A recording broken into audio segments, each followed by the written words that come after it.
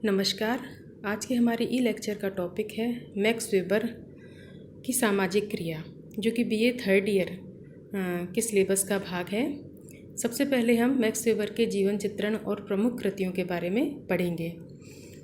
Germany के महान विचारक, प्रसिद्ध राजनीतिक अर्थशास्त्री एवं समाजशास्त्री श्री मैक्स वेबर का जन्म 12 अप्रैल सन 1864 में जर्मनी के एरफुर्ट नामक स्थान पर एक संपन्न परिवार में हुआ।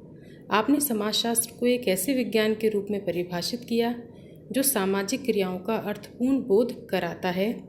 साथ ही आपने यह माना कि समाज सामाजिक अंतःक्रियाओं की ही अर्थपूर्ण अभिव्यक्ति है। आपने विश्व के 6 महान धर्मों का तुलनात्मक अध्ययन किया। आपने समाजशास्त्र को विज्ञान के रूप में प्रतिष्ठित करने हेतु जीवन पर्यंत प्रयत्न किया। सामाजिक विचारक के रूप में मैक्स वेबर का नाम विशेष उल्लेखनीय है। किंग्सले डेविस, जो कि एक महान समाजशास्त्री हैं, उनका मत है कि समाजशास्त्र में जो भी अनुसंधान साहित्य है उसका 3/4 भाग वेबर के विचारों से प्रभावित है। डेविस तो वेबर को आधुनिक समाजशास्त्र का जनक मानते हैं। वेबर ने सामाजिक क्रिया, अधिकारी तंत्र मतलब नौकरशाही, सामाजिक वर्ग, सत्ता आदि पर मौलिक चिंतन प्रस्तुत किया है। कहने का तात्पर्य यह है कि मैक्स वेबर जो है सामाजिक क्रिया उसे ही मानते थे जो कि अर्थपूर्ण हो और सामाजिक अंतःक्रियाओं की ही अर्थपूर्ण अभिव्यक्ति को वह समाज मानते थे। यानी समाज जो है सामाजिक अंतःक्रियाओं की ही एक अर्थपूर्ण अभिव्यक्ति है। अब है वेबर की प्रमुख कृतियाँ। पहली है the Protestant ethic and the spirit of capitalism. दूसरी है धर्म का समाजशास्त्र। तीसरी है the theory of social and economic organisation. Fourth है एसेज इन सोशियोलॉजी। फिफ्थ है the methodology of social sciences. Six है द सिटी। नेक्स्ट है सामाजिक क्रिया का सिद्धांत, जो कि हमारा मेन सिलेबस का भाग है। मैक्स वेबर सामाजिक क्रिया को समाजशास्त्र की केंद्रीय अध्ययन वस्तु मानते हैं। वेबर के अनुसार समाजशास्त्र वह विज्ञान है जो सामाजिक क्रिया का अर्थपूर्ण बोध कराने का प्रयत्न करता है। कहने का तात्पर्य ये है कि मैक्स वेबर ऐसा मानते थे कि कोई भी क्रिया सामाजिक क्रिया नहीं होती है, केवल वही क्रिया सामाजिक क्रिया होती है जो कि अर्थपूर्ण हो और जिसका कर्ता द्वारा कोई अर्थ लगाया जाता हो। समाजशास्त्री दृष्टि से सभी प्रकार की क्रियाएं सामाजिक क्रियाएं नहीं होती हैं, केवल वे ही क्रियाएं जो अर्थपूर्ण होती हैं और जिनका संबंध व्यक्ति के भूतकाल, वर्तमान या भविष्य के व्यवहार से होता है, सामाजिक क्रियाएं कहलाती हैं। वेबर ने अपनी कृति सामाजिक और आर्थिक संगठन का सिद्धांत में सामाजिक क्रिया के सिद्धांत का प्रतिपादन किया है। वेबर समाजशास्त्र को सामाजिक क्रियाओं का अध्ययन करने वाला विज्ञान मानते हैं। यानी मैक्स वेबर का कहना यह था कि समाजशास्त्र जो है वह सामाजिक क्रियाओं का अध्ययन करने वाला विज्ञान है। वेबर लिखते हैं कि समाजशास्त्र वह विज्ञान है जो सामाजिक क्रिया का अर्थपूर्ण बोध कराने का प्रयत्न करता है, जिसमें कि इसकी यानी सामाजिक क्रिया की गतिविधि तथा परिणामों के कारण सहित व्याख्या प्रस्तुत की जा सके।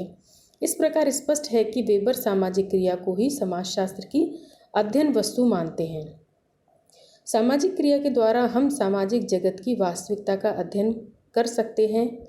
स्वयं वेबर ने वर्ग, परिस्थिति, धर्म, नौकरशाही एवं अनेक सामाजिक घटनाओं का अध्ययन एवं विश्लेषण सामाजिक क्रिया के माध्यम से ही किया है। सामाजिक क्रिया को परिभाषित करते हुए वेबर लिखते हैं कि किसी क्रिया को सामाजिक क्रिया तभी कहा जा सकता है जबकि इस क्रिया को करने वाले व्यक्ति या व्यक्तियों द्वारा लगाए गए व्यक्तिनिष्ठ अर्थ के कारण यह क्रिया दूसरे व्यक्तियों के व्यवहार द्वारा प्रभावित हो और उसी के अनुसार उसकी गतिविधि निर्धारित हो। कहने का अर्थ ये है कि मैक्स वेबर सामाजिक क्रिया उसे मानते थे जो कि अर्थपूर्ण हो और दूसरे व्यक्तियों को प्रभावित भी करती हो। अतः वेबर के अनुसार कोई भी व्यवहार या गतिविधि अपने आप में कुछ भी नहीं है, किंतु यदि व्यवहार या क्रिया को करने में कर्ता किसी अर्थ को जोड़ता है तो वह क्रिया सामाजिक क्रिया बन जाती है। सामाजिक क्रिया की विशेषताएं।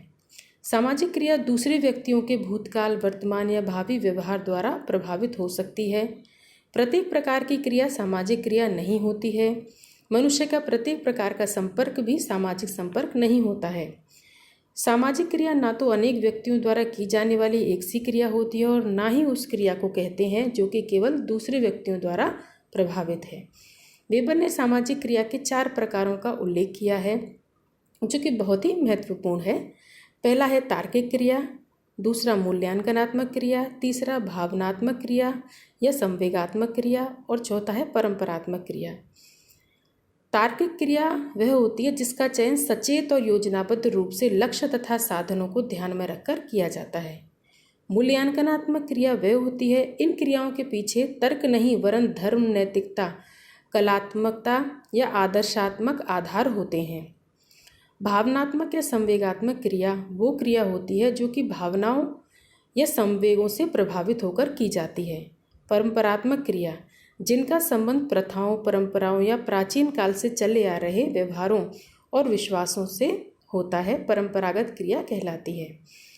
क्रिया के उपयुक्त वर्गीकरण के द्वारा वेबर ने यह स्पष्ट किया है कि आधुनिक और पश्चिमी देशों में अधिकांश क्रियाएं तार्किक आधार पर लक्ष्य और साधनों को ध्यान में रखकर की जाती हैं, अर्थात इन देशों में तार्किक क्रियाओं की प्रधानता होती है। गैर पश्चिमी एवं परंपरागत समाजों में इसके विपरीत अन्य प्रकार की क्रियाओं की प्रधानता होती है। धन्यवाद।